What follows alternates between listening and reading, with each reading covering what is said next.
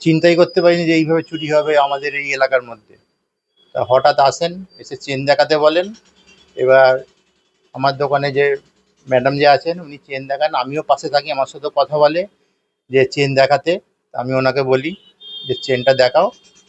আমি জাস্ট পাশে একটা লকারে আর একটা মাল বার করছিলাম, আর ৯টি চেন একবারে ছিনিয়ে নিয়ে চলে যায়।